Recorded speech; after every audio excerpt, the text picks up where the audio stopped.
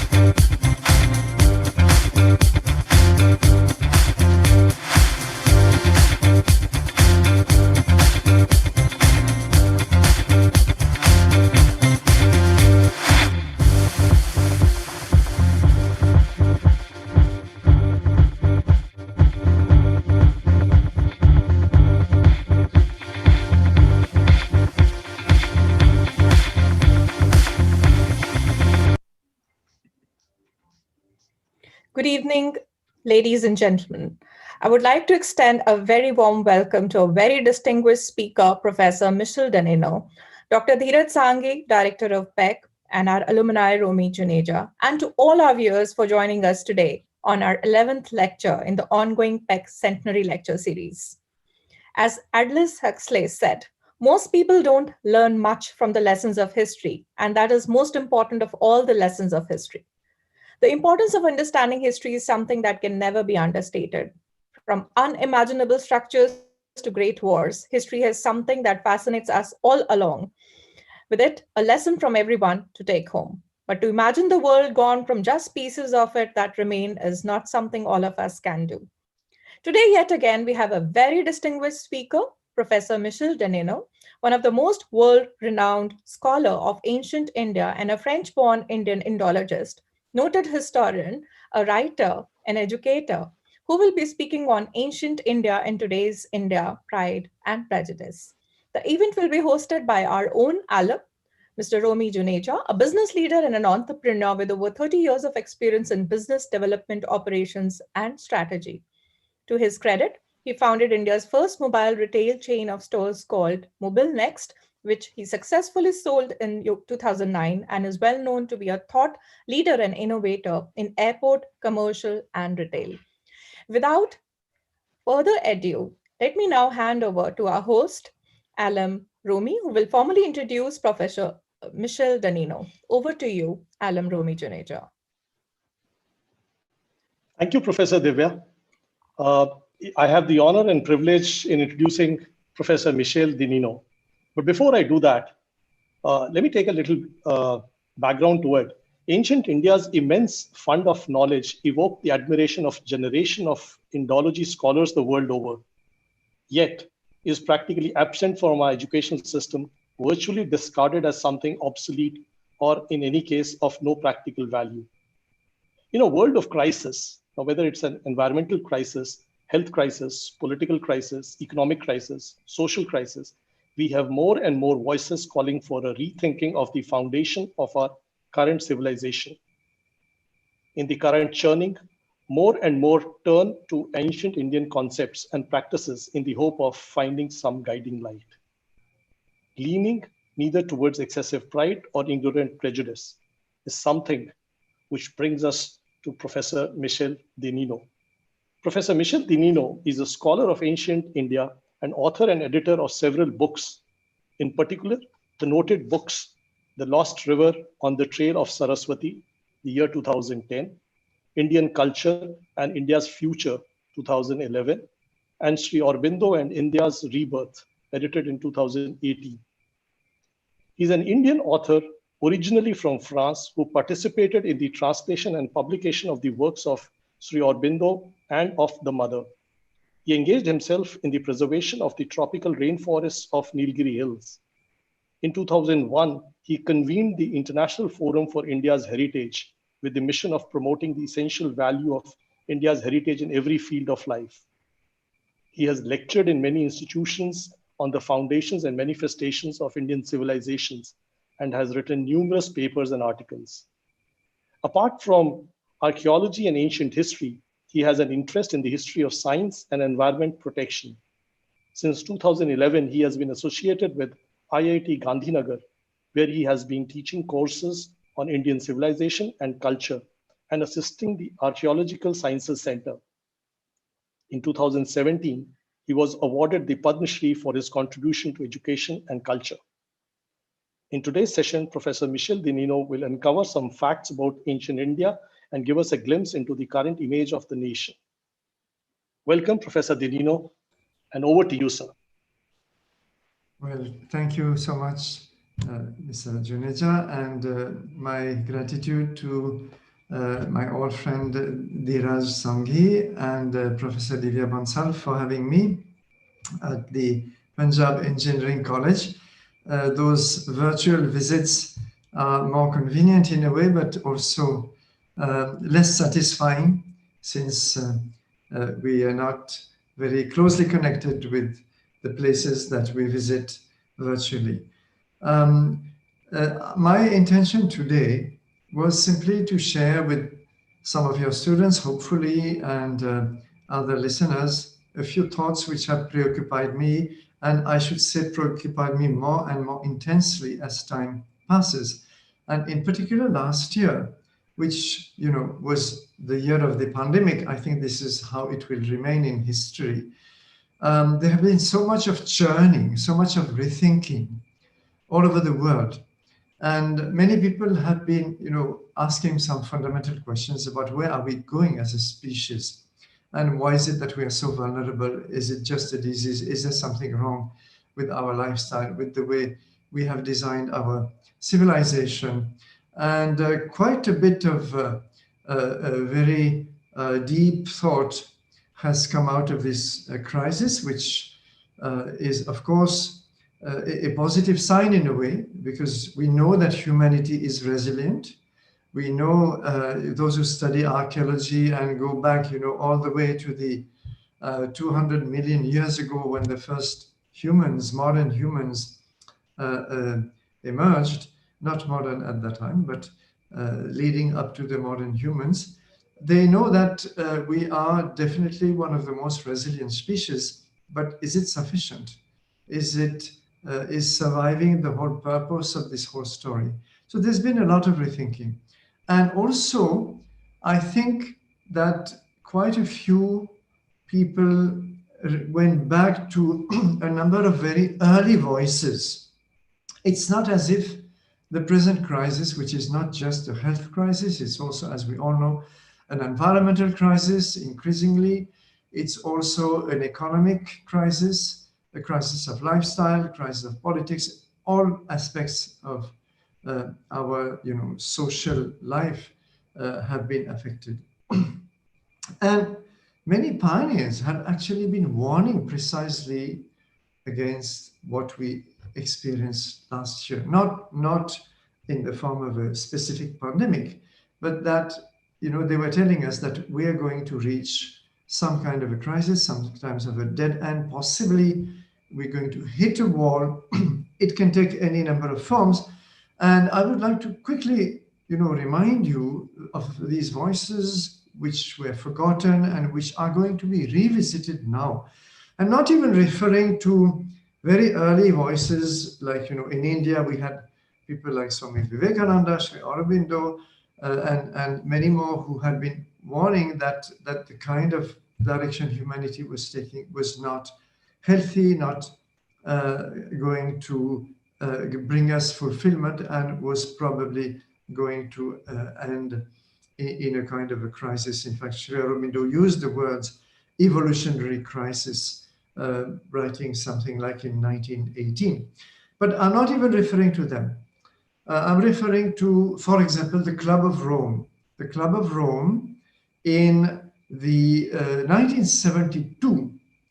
The Club of Rome consisted of a group of European intellectuals, economics, experts, all kinds of thinkers who came together and created this Club of Rome and issued certain documents. And one of the most important documents, and I'm sure 100 or 200 years down the line, it will be remembered, even though none of you may have heard of it today, was called Limits to Growth. It's a small book. You can download it from the internet, Limits to Growth. And the argument, of course, developed with a lot of facts and figures and graphs and tables and whatnot, was simply that we are living on a finite planet.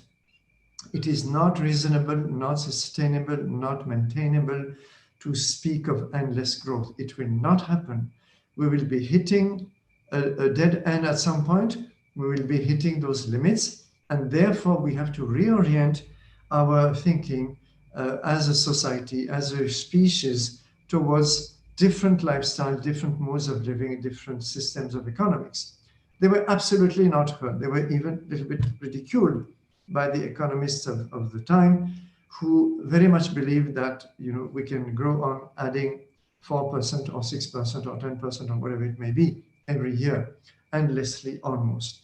Another great thinker and prophet, if I may use that word, was Edward Goldsmith, who in the UK founded the magazine The Ecologist, and who also, and he wrote right through the 1980s and 90s, so that's another few decades ago, wrote also on the fact that we have betrayed, I'm perhaps not quoting his exact words, we have betrayed this connection with nature.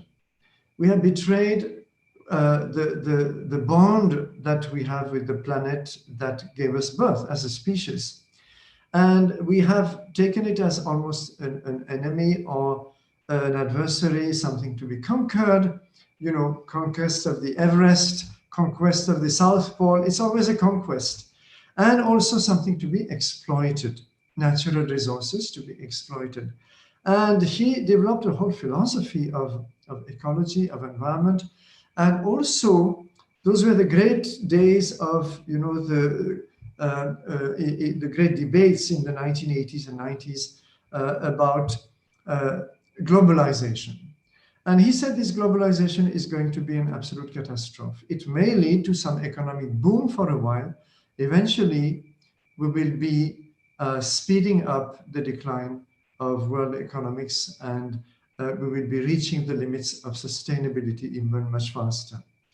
The third voice I would like to mention is that of David Orr. David Orr is an American, also environmental philosopher, thinker, advisor to many bodies. And he also spoke about the need to, he was especially concerned with education and the fact that education cuts us off from the natural world, from the planet. We don't understand anymore, except through abstract concepts, how the planet is actually working. And he wanted to put environment and environmental science also at the center of education of all disciplines. He was not heard. The last voice I will mention is actually going back to 1973. And this is Ernst Schumacher, who was a professor of economics, German-born, but he lived in the UK, and also advisor to the British government on economics, and author of a book whose title you might have heard. The book is Small is Beautiful.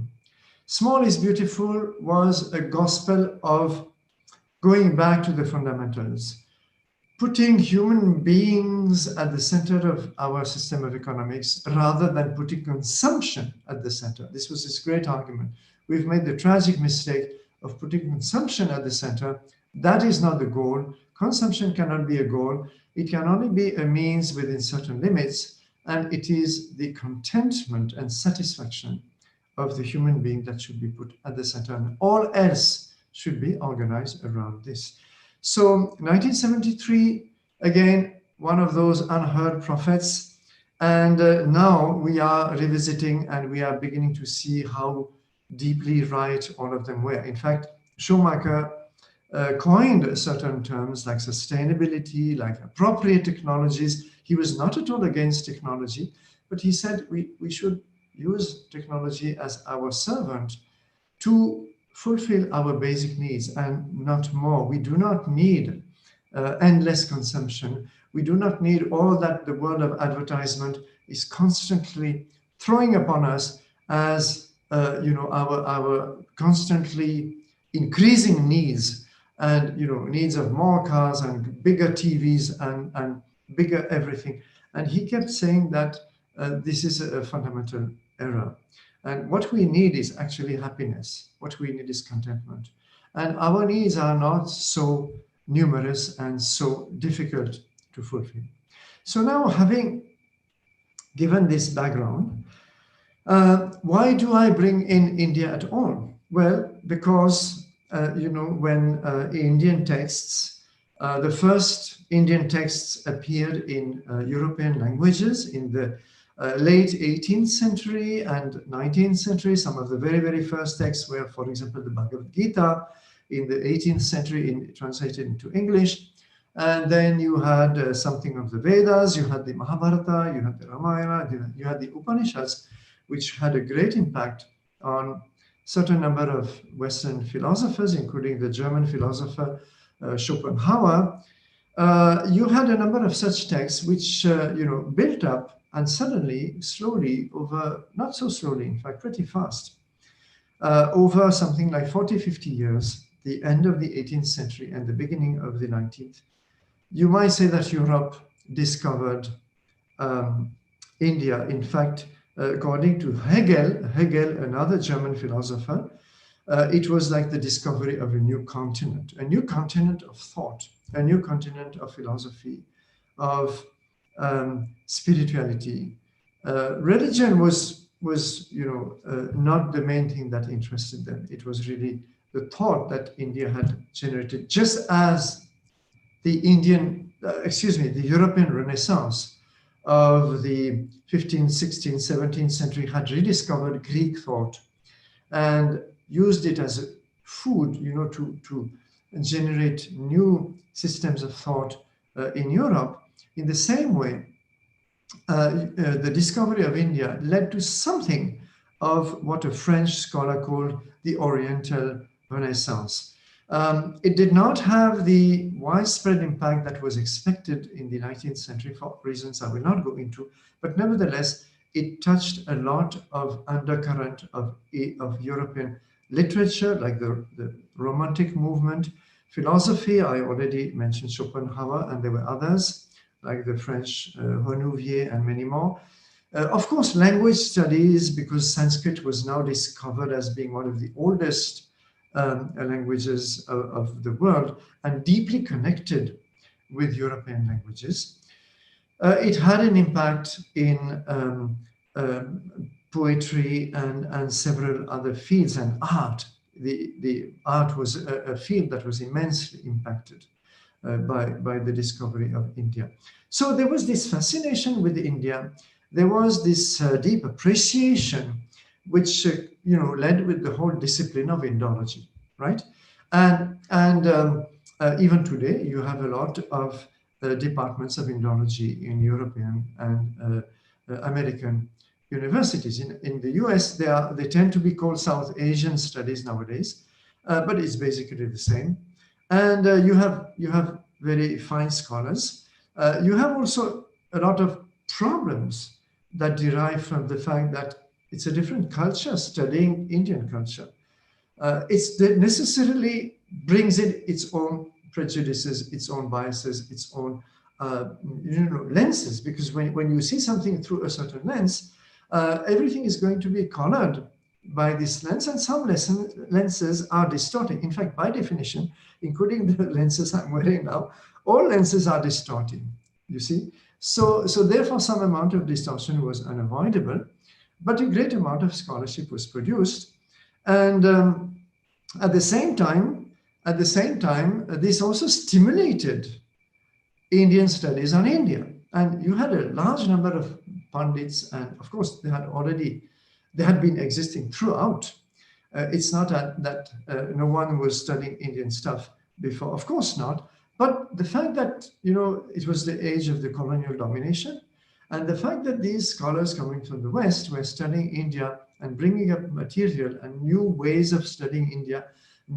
Don't forget that, the Brahmi script in which Ashoka wrote his edicts was deciphered by a European, James Prinsep. Of course, he was also helped by Indian pundits. But nevertheless, he put the maximum effort into the decipherment of Brahmi script, and then opened up the whole field of ancient Indian inscriptions, and archaeology also in India was founded largely by Western scholars, in collaboration always with Indian scholars, but nevertheless the impetus was very much European.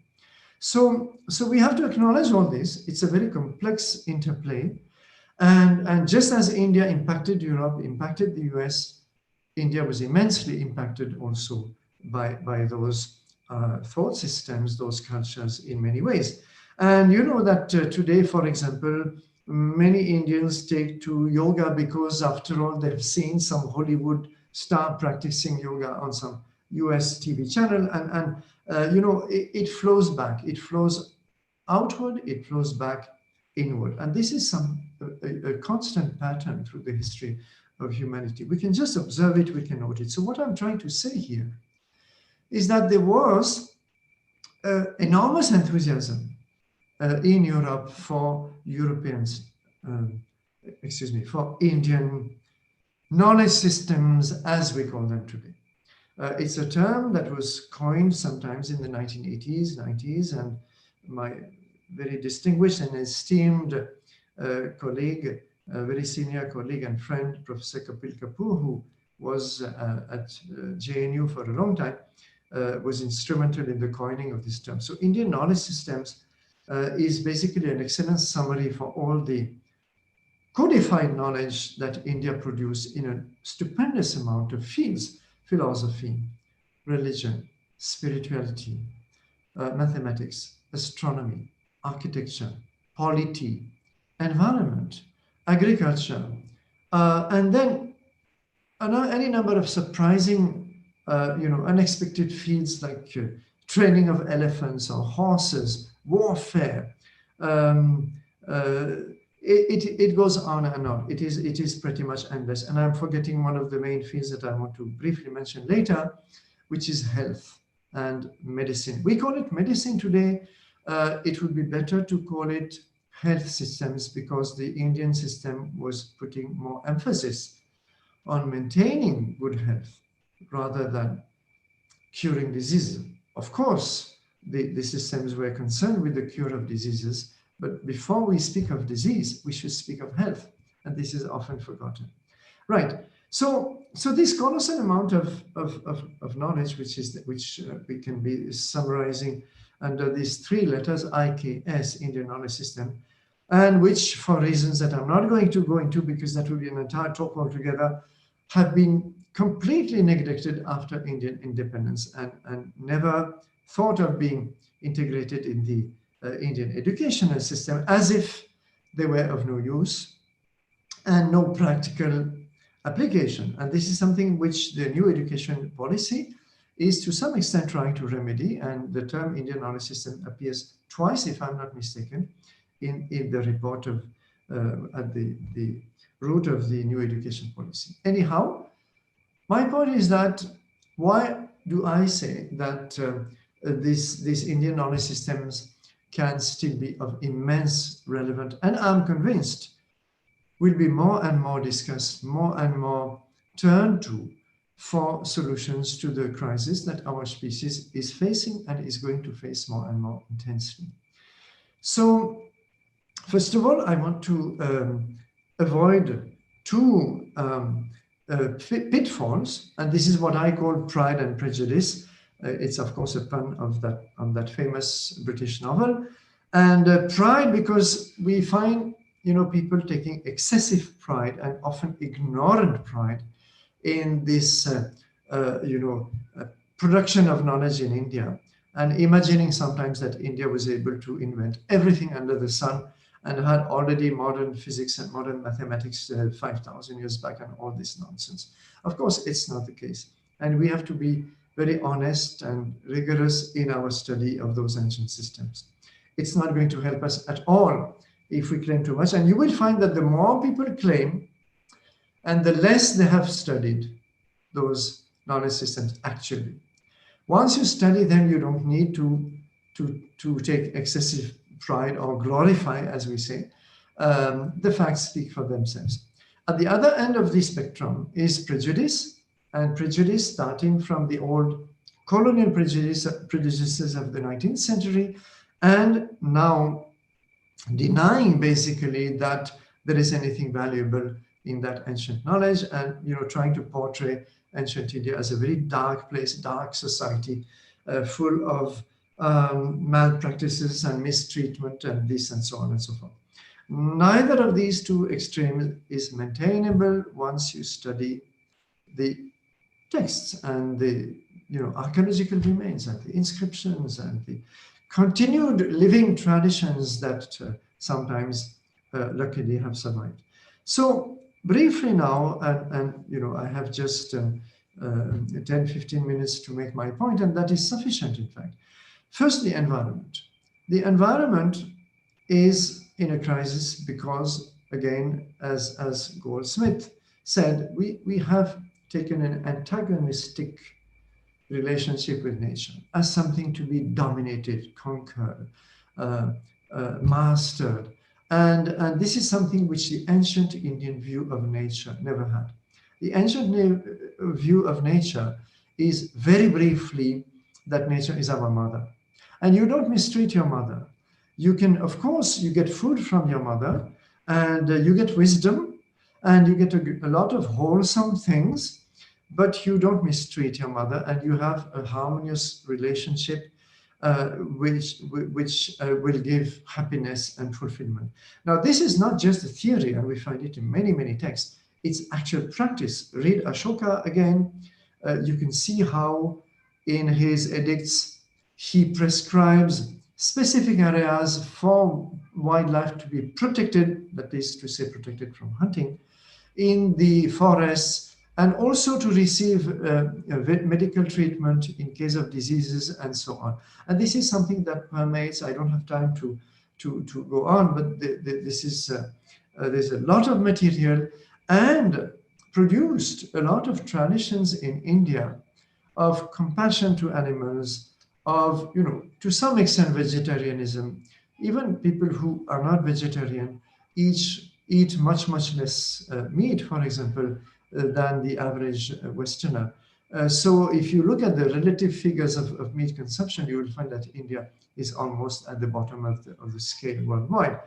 And a lot of other practices which reflect that sense of harmony with nature, where you don't try to overexploit nature, but you try. And then this leads us immediately to the second point, which is lifestyle. You cannot have this harmonious relation with nature if your needs are endless. And if you keep producing fresh needs every day, and you need more gadgets and a bigger house and a second car, third car, and so on, it's not going to be possible to adopt this Indian view of nature and the environment. It can only be paired with a lifestyle that will be happy with little, instead of being unhappy with much, which is what the world of consumption is throwing upon you. Being constantly unhappy, constantly dissatisfied, even though you already have much. The Indian approach to lifestyle is to the art of being happy with less, with little. Not asceticism. You fulfill all your needs, but in a way that is in harmony with the environment. Now, since I speak of health, let me also mention that we are extremely lucky in India that we have one of the very, very few ancient health systems still surviving and thriving, in fact. It is thriving, and it is, if anything, expanding, and expanding abroad also. And you know what I'm referring to, all of you. I'm referring to Ayurveda. I have myself experienced Ayurveda, and many of my friends, and I've been associated with people practicing Ayurveda, even recently treating COVID patients very successfully, because COVID is nothing special for Ayurveda. It is just one among many other fevers and types of lung diseases that it is used to treating very well. And I'm not making any claims here. So that is a small disclaimer, but the fact is that I've seen people, and sometimes in astonishing ways, benefiting from the system. And the growth of Ayurveda today in India, fast growth, in fact, is testimony to this. So this is a system which is completely different from the Western system because it takes the entire personality together. It's not just the body that it treats, it is also what is inside you, it is your mind, and it tries to harmonize all of it and harmonize it with the cosmos, because the principle of Ayurveda is that our body functions exactly like the universe functions. It has the same elements, it has the same metabolisms, goes by the name of Tridosha, and there is basically no difference between us and the cosmos. So I can't go deeper into this, but there is a revival, and there is going to be, I think, a great rediscovery of the validity of the philosophical foundations of Ayurveda. So all of this already gives us a lot of very important inputs into how our life could be different. And even if the system in which we live, the society in which we live, does not immediately permit it today, nothing prevents us in our own life to make certain choices of reducing consumption, of respecting the environment.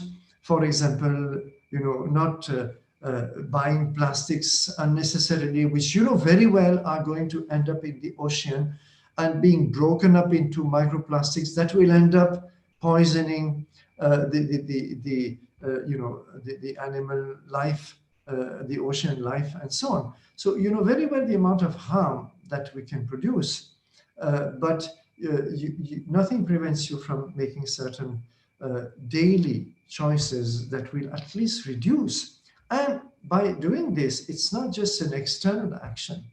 It is also something that changes your mindset, your attitude. And unless the attitude and mindset of human beings changes radically, deeply, and this is something that Indian sages have called for quite a long time, ultimately, we're not going to succeed as a species. We will not be able to solve our problems. You see, I'm active in an IIT, for example, and I can see a lot of efforts, not only here, but all over the world, of curing the problems caused by technology, such as immense pollution, degradation of the environment, loss of water, global warming, of course, naturally, the very first that I should have mentioned, and finding technological solutions to address those problems. Now, all of these technological solutions are very good, but they will never work unless our attitude first changes.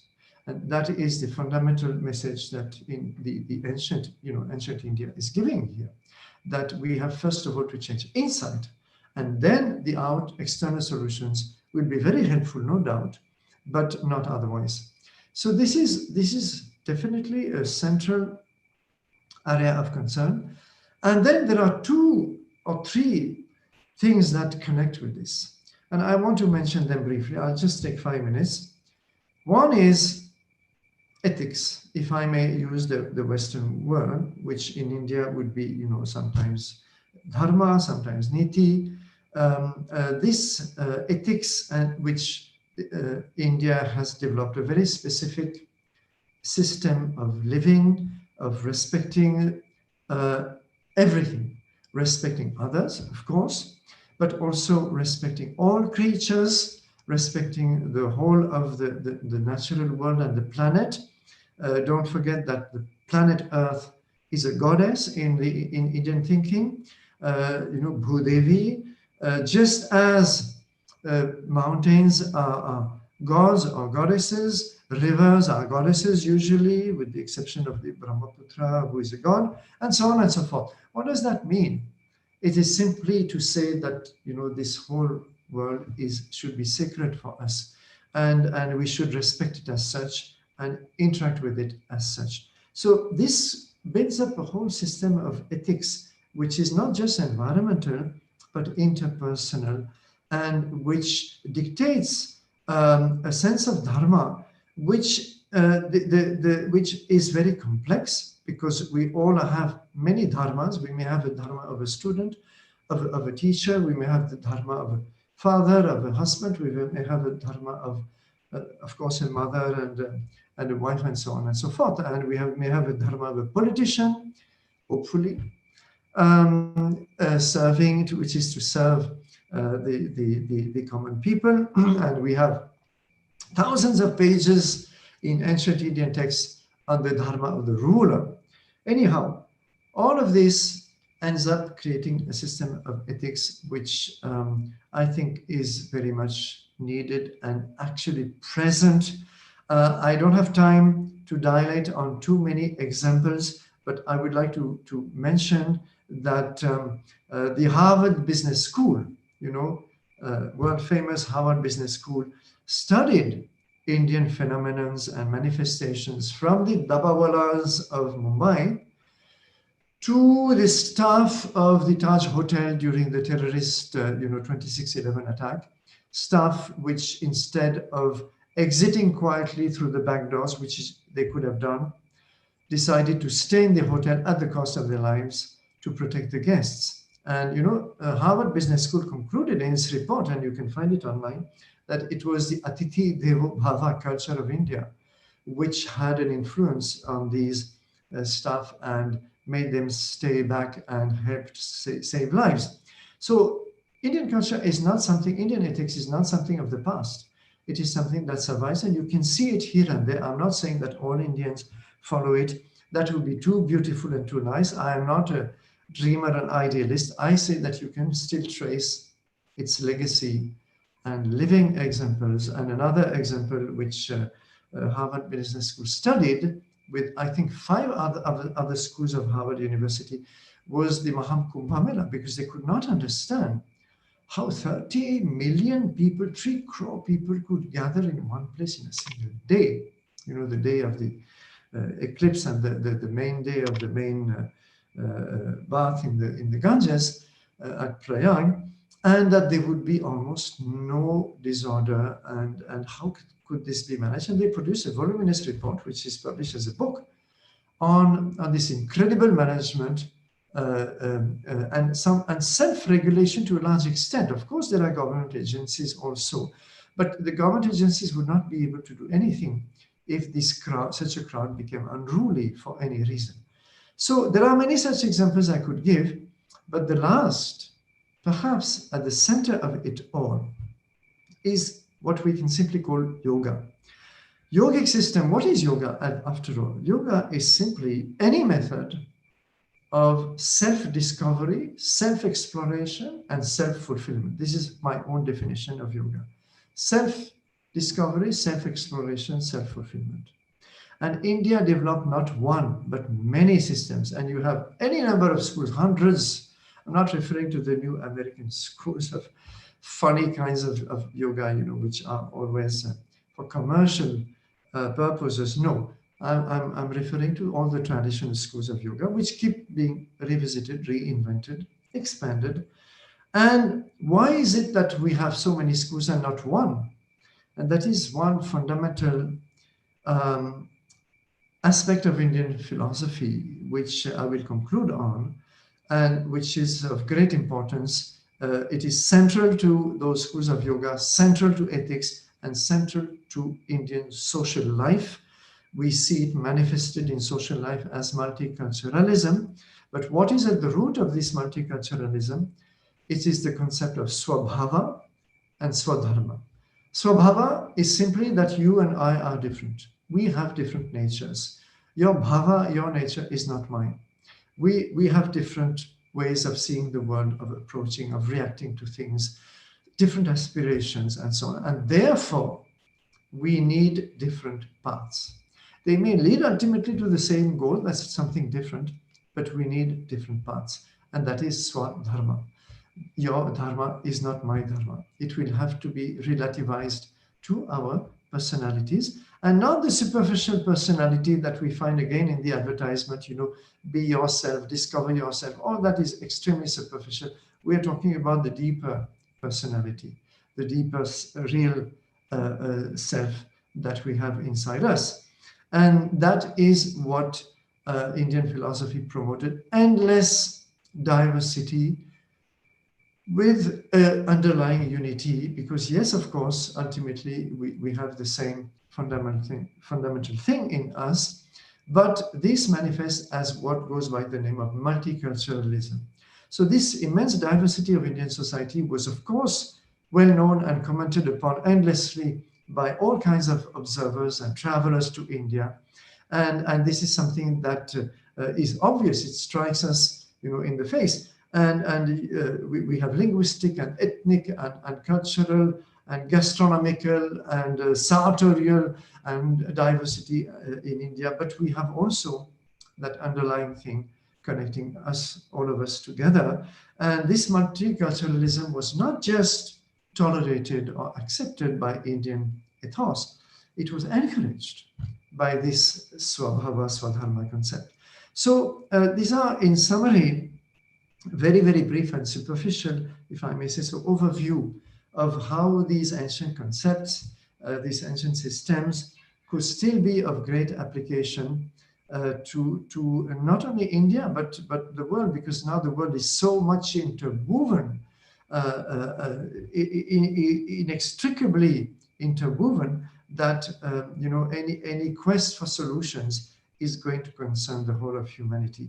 And this is my conviction. I will close on this, that as this crisis continues to grow, because we have not yet learned the lessons, and we still want to continue as a species on the same path of consumerism and endless growth, without realizing that it's not going to work. I mean, more and more people do realize, but they are not always our policymakers. So there are, of course, even among the policymakers, there are voices saying that we must, try to explore alternatives. We must try to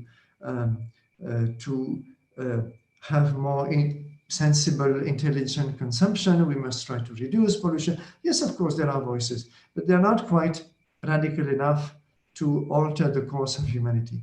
I think that we will be turning more and more to ancient systems of thought when the crisis increases, and there ancient India will have an important voice. So we don't have to wait for that. We can start studying those systems and living something of them right now. Thank you very much. I will be happy to take any questions or discuss any particular point if there is. Thank you for a wonderful session, Professor Michel. Your talk about combining the concept of nature with the Europeans' thought process and the Indian knowledge system and the health systems that we develop, ethics, yoga, diversity of the Indian culture, and humanness at the center point, and ensuring that we do with less as a moot point. I think it was wonderful. We have a battery of questions. If you allow me, I can take these one by one. So the first question we have is, what is your take on travelers like the French and migrants such as Aryans on the history of India? See, travelers, I'm not going to talk about Aryan because it's a very badly bungled concept, which was completely racist in the 19th century. That is how it was created. It was part of a racial and racist anthropology, and all that is well known and has been well analyzed. I don't want to go into this debate, which is quite huge and full of misconceptions. It would require a couple of hours to even just dismantle the misconceptions and go to the core topic. So rather, there was something about French travelers. So what I would like to say, I'm not sure if I'm addressing the question because it was not very clearly formulated, but yes, India has seen a long string of travelers, Greeks, Persians, Romans, and then of course the Chinese travelers, the Arab travelers, travelers from Southeast Asia, from Korea, and so on. So all of them, not all of them, but many have left very important testimonies, and of course all the European travelers, the French, the Dutch, the Portuguese, the British eventually, and so This is an extremely important way of looking at India through the eyes of the travelers, knowing, of course, that they will have their own prejudices again, biases, lenses, and so on. But nevertheless, what we find very, very often is a kind of great admiration for India, for especially the ethical character of India. This is something which has been noted by European Indologists in the 19th century, like Friedrich Max Müller. He was surprised to see that all these testimonies were testifying to the love of truth and justice that Indians have. And this is across 2,000 years, not one or two travelers. So the other thing which I take from these travelers is that they saw India as one. You see, we are often told that India did not exist before the British. People who say that don't study ancient India at all. Otherwise, they couldn't say that. And one easy way of answering this strange claim, which was a colonial claim, of course, that the British created India, is to look at those travelers, the ancient Greek and Chinese travelers. They speak of India as one, culturally. Politically, it depends. Sometimes they speak of the Mauryan Empire, which was pretty much the whole of India. Sometimes they may speak of different kingdoms, but there is one India. They don't use India in the plural. They use the word India in their own languages in the singular. For them, it is one entity. So that's another very interesting thing. There must be some other questions, perhaps, so we can stop here for this one. Professor Michel, the next question is, what do you suggest are best practices as teenagers to follow for the conservation of the environment? Could you list at least 3 of them?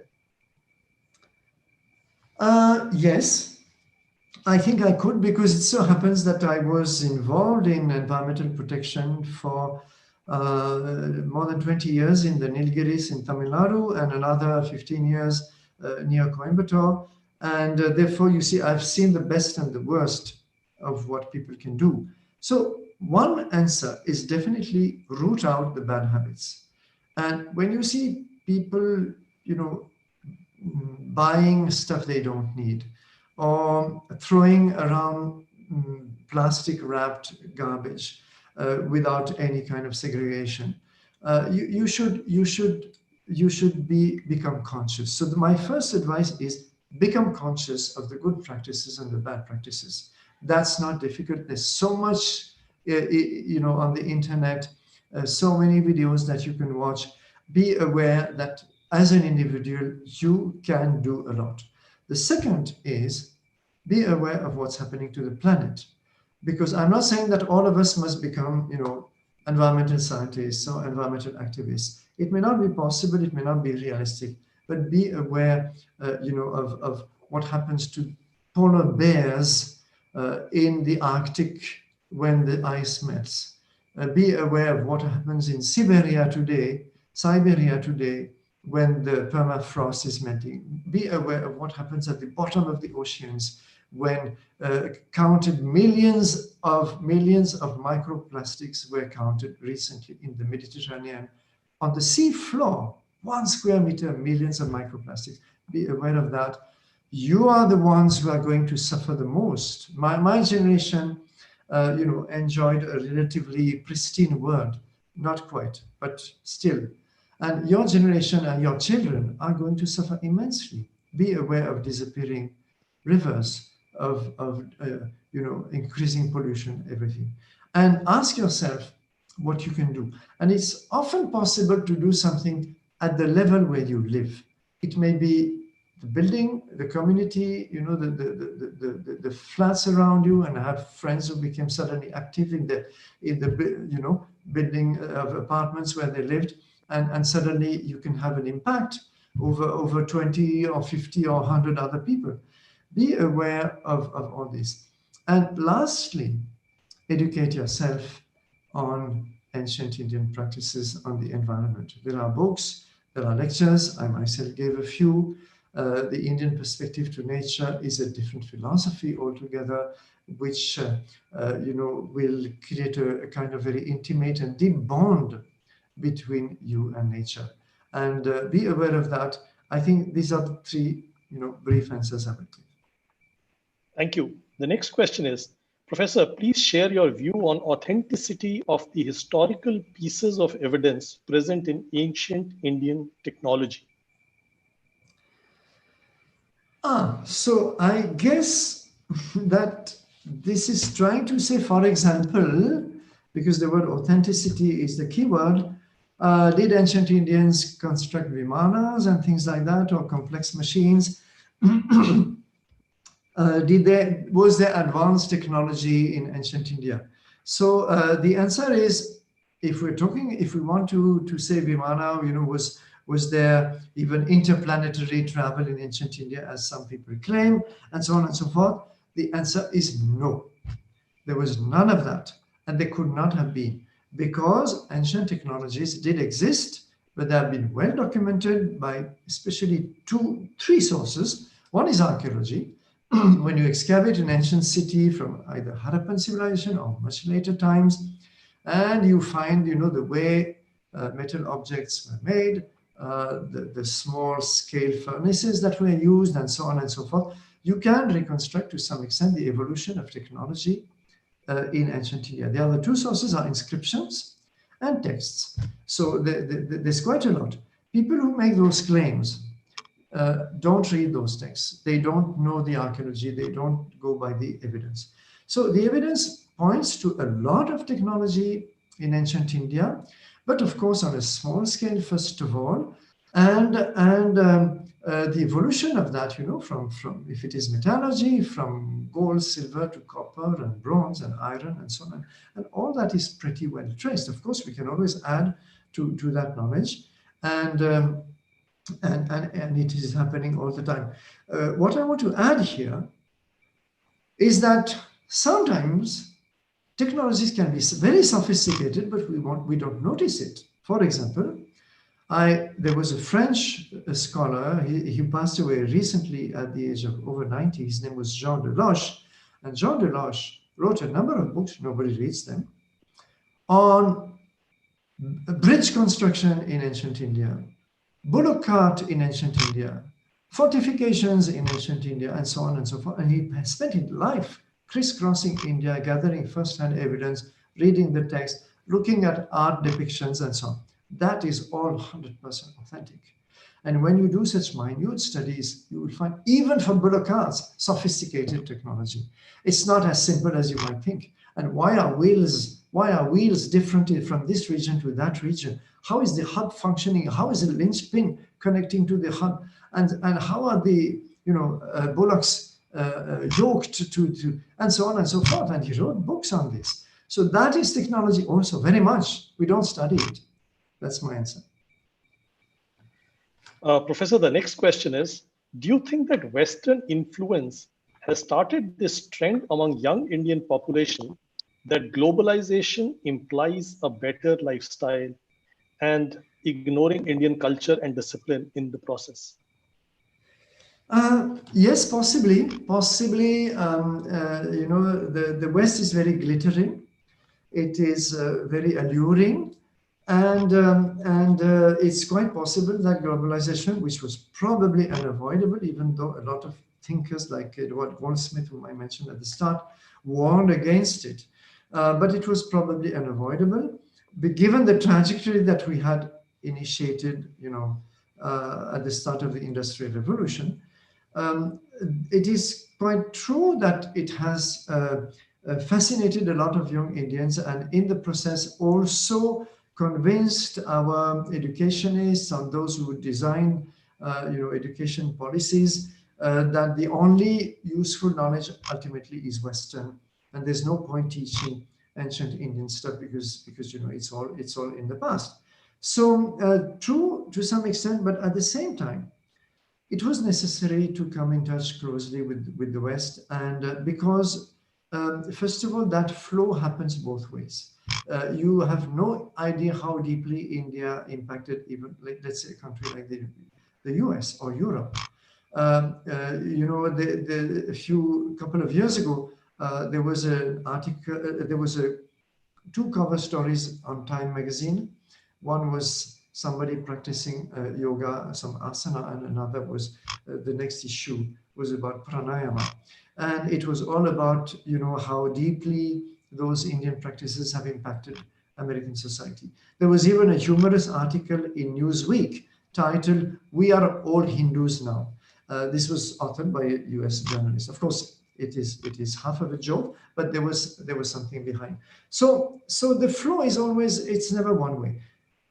Lastly, for this important question, I, as a teacher in an IIT here, IIT Gandhinagar, I've been teaching hundreds by now of young Indian students, and I find that there's a substantial proportion of them who are very keen on understanding. It doesn't mean going back. It doesn't mean taking sannyas. It doesn't mean that you have to renounce the world or anything like that. No, but understanding what is really precious in that heritage and what can still be of use. Because after all of you are going to face a difficult world. All of you are going to face challenges in life. None of you are going to have an easy, one in a million perhaps, eventless, harmonious life with no problems. How do you tackle those problems? How do you tackle those challenges if you don't have a rich culture inside you that has prepared you for that? So that is something that I think a growing number of young Indians realize in their own ways, and they will find ways to go back. And of course, in the process, there's a lot of non-genuine stuff around. It can't be helped. There are lots of, on the internet, for one genuine, rich, instructional video, you might have 10 which are half spurious, if not totally spurious. Well, you'll have to discriminate eventually. Professor, the next question is, what's your take on the point that when the Indian supremacy started to decline in the past, how could our ancestors have prevented it? That's a very complex historical question. The supremacy of India was never political. There was no political conquest, barring a minor, invasion of Indonesia by Raja Chola. But barring that, India did not attempt to go out and colonize distant parts of the world. It had a kind of, it was satisfied with this this land of Bharata. It had many names. So the supremacy of India, first of all, was cultural, because a lot of Indian ideas migrated all over the world, and this has been, there are many rich studies about that.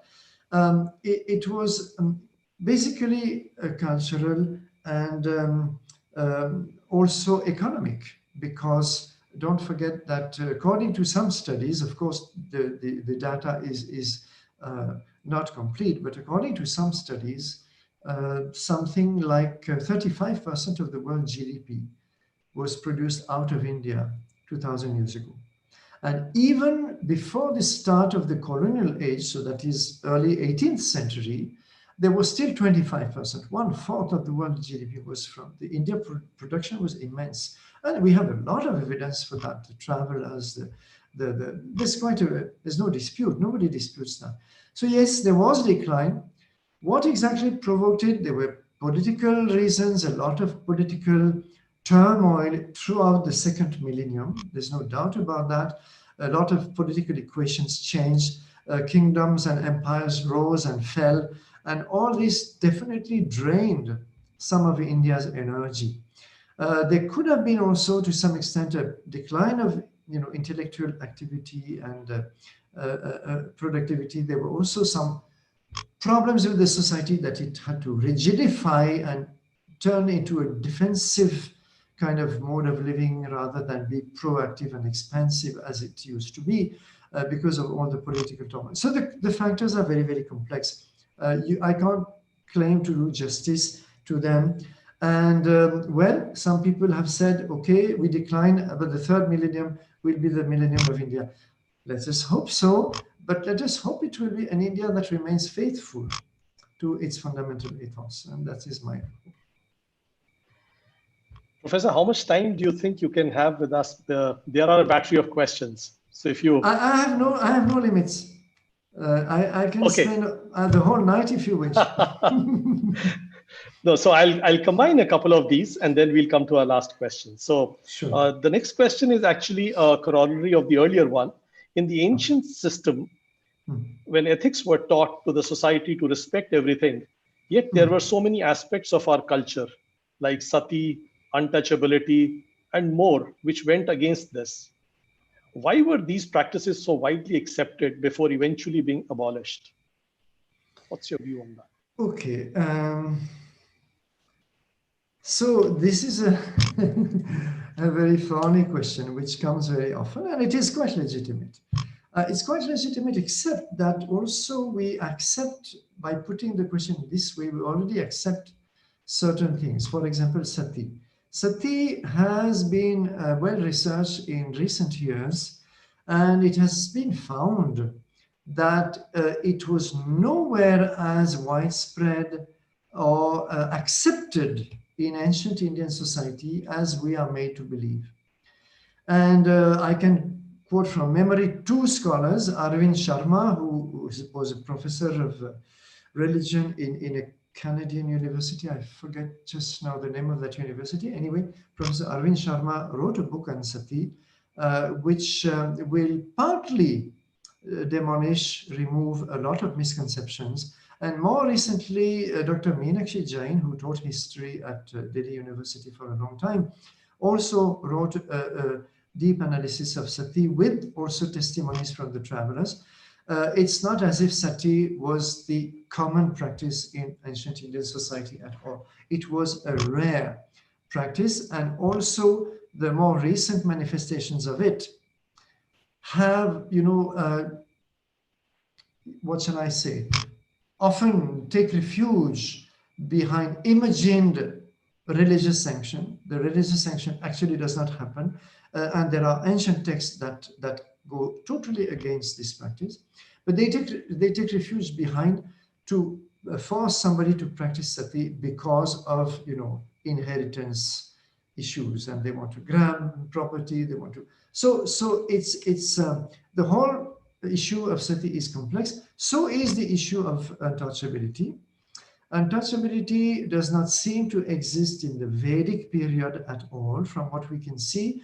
And the caste system, this is something that a lot of recent scholarship has agreed upon, that we have, and I use this in one of my courses here, and I give my students a lot of these writings by recent scholars to read.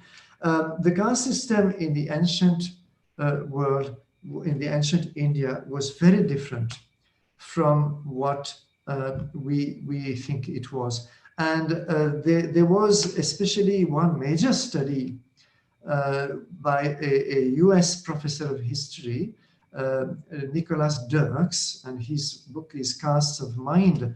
And his conclusion is that the caste system as we know it today is very largely a creation of the colonial age. The British rule. Michel, you've muted yourself. I'm sorry, that was accidental. The British Raj rigidified a lot of castes and communities that were actually much more fluid than we can guess today. So we have also to understand this whole evolution. It is true, nevertheless, that at some point, some communities, but not the Shudras, the Shudra, untouchability of the Shudras came much later, and actually was never complete, because even now the craftsmen, the labor class are technically Shudras, but they are not regarded at all as untouchables. So it is only a small proportion of the population that was prejudiced against, but yes, the prejudice did exist and grew and was condemned at the same time by a number of schools of thought, especially spiritual teachers who insisted that humans all have this divine element in them, and therefore our discriminations are unacceptable. Just yesterday I was discussing with the students this Vyadha Gita of Mahabharata, where an arrogant Brahmin with so-called spiritual powers is humbled by a common village woman, and he is told to go to the village and be instructed in what really is dharma by a butcher, Vyadha, a butcher. So I think, yeah, it was just yesterday in my class, I gave a course here on Indian systems of ethics. So the texts have always tried to, bring correctives to condemn this prejudice that somebody, because of his occupation, is contemptible. But it is true that the society has not lived up to those great teachings. And this is something that Indian society has to tackle. And I'm sorry, it has to tackle it in ways which do not require rejection of the ancient philosophy or view of life, because it has all that it needs to reject. This is something that Dr. Ambedkar himself highlighted, you see. So he did not commit the mistake that some of our intellectuals today commit of equating Hinduism with the caste system, as if there was nothing else in Hinduism. So it's a very complex topic. I could only share a few preliminary thoughts. It requires much more discussion.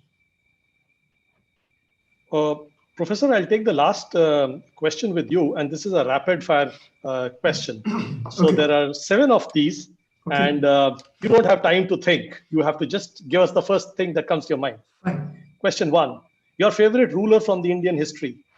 My favorite? Ruler from the Indian history. I don't think I have one. You can name 2. I don't think I have one. As you know, a student of history, I can see flaws as well as great achievements in many rulers. As of now, I don't have one. Okay, we take that as a pass. Second question, favorite ancient Indian text or a book? I will say the Rig Veda, but I have read the Rig Veda in very, very different ways because of the great Indian philosopher Sri Aurobindo. So he has brought a completely different, thrown a different light on the Rig Veda, and it becomes a very fascinating text of essentially of self-exploration, self-discovery. It's a journey of exploration, not something that you will find in conventional interpretations. That's my brief answer.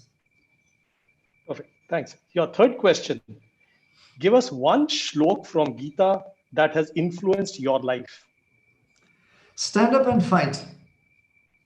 I'll just say it in English. I don't remember exactly the Sanskrit now, but stand up and fight. That's what Krishna told Arjuna, and that's the beginning and that's the end also. Sure. Your next question, your favorite Indian vacation destination, and please don't say it's Auroville.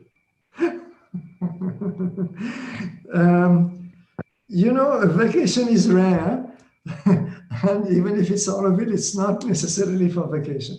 But one of the most striking places I ever went to in India, and you might say it was on vacation because I was taking my parents there, is Ellora and the Kailash Temple.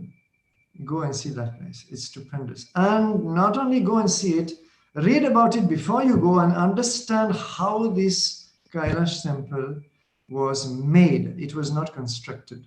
It's not a construction. I will not say more. And this is the one place which impressed them. But there are many other places, of course, that fascinated me. But this one was just in a different category. Since you've spent over 40 years in India, what is your Indian favorite dress? Well, I'm not very particular. I wear often a kurta. I could have worn one today to impress you all. And at home, sometimes I wear the South Indian veshti, the dhoti in the South Indian way. I'm not very particular, but these are 2 that I do use. Of course, if it is on others, I love the sari. It's because it has that Indian idea of simplicity. There's nothing can be simpler than the sari. It's a rectangular piece of cloth. Nothing can be simpler. So there's unity and there's diversity. See the amazing numbers of ways it can be worn and other uses also. from a cradle to a water filter to anything else. So if it's not for me, it's the sari. Or it becomes a dhoti when you use the sari as a dhoti. That's a cumbersome dhoti, very cumbersome. What's your favorite Indian festival? I'm not sure. Let me say the harvest festivals, Pongal, because they are the ones that connect more to nature. And then we remember, the bountiful nature, the generosity of nature. I think I'll answer that. Yeah. Your favorite Indian dish?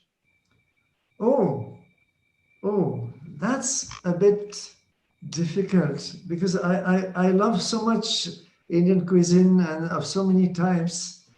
Okay, let me say paneer with some biryani rice, something like that.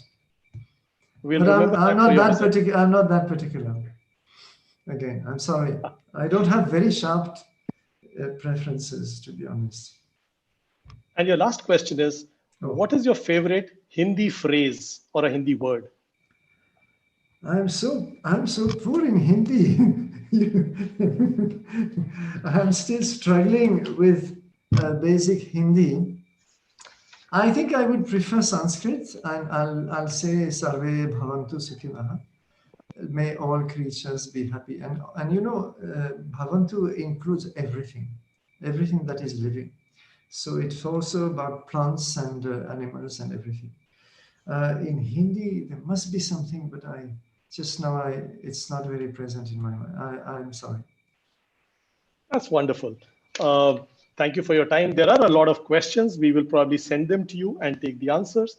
But thank you for your inspiring session. And it was wonderful having you. Thank you, Mr. You took us through the entire life of the world with live with less, be aware of your environment, educate yourself. And those are the key messages for us. I'll hand it over to Professor Sanghi. Yeah, thank you very much, Michel. It's been wonderful. Of course, I've had the pleasure of listening to you for, so many lectures I've attended. But each one of them, I learned a lot more. And you have the special knack of, just teaching so much in this very small little time. For accepting our invitation at such a short notice. Thank you very much, and the PEC Centenary Lecture Series would be enriched because of your lecture. Thank you. Thank you very much. Thank you for having me. It is my honor. Thank you, Viraj. Thank you. All right. We can leave.